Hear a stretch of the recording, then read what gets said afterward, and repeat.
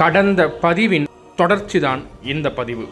வந்த பெரியவர் கொதிச்சிட்டு இருந்த பஞ்சலோக கூட எடுத்து குடிச்சோனே நடராஜர் சிலையா மாறின பிறகுதான் சிற்பிக்கு தோணுச்சு, வந்தது சாதாரண மனிதர் கிடையாது, சிவனே நமக்கு உதவி செய்யணுன்றதுக்காக மனித ரூபத்தில் வந்திருக்கார் அப்படின்னு. ஆமாங்க, வந்த பெரியவர் தான் சிவன்.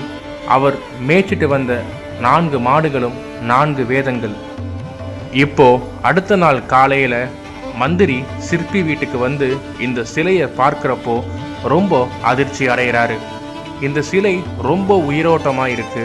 சிலையில எப்படி மச்சம், மறு, கைகளுக்கு எப்படி நகங்கள்லாம் இருக்கு அப்படின்னு சிற்பியை பார்த்து கேள்வி கேட்கிறாரு. சிற்பியும் நடந்ததை அப்படியே சொல்றாரு.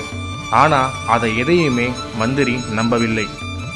என்னிடமே நீ பொய் சொல்றாயா அப்படின்னு மந்திரி கோவப்பட்டு தன்னிடம் இருந்த வாளை எடுத்துட்டு சிற்பியை வெட்ட போறார். அப்போ கால் தவறி அந்த வாள் சிலையின் கால் மேல விழுந்துருது.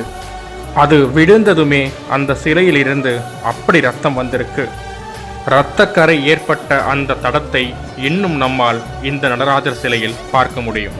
மந்திரி செய்த இந்த பாவச் செயலால் அவருக்கு சரும நோயும் வந்து விடுகிறது. தன் தவறை உணர்ந்த மந்திரி சிற்பியின் காலில் விழுந்து மன்னிப்பு கேட்டுட்டு இந்த சிலைக்கு முன்னாடி மண்டியிட்டு எனக்கு வந்த நோயை தீர்த்து வை அப்படின்னு வேண்டாரு.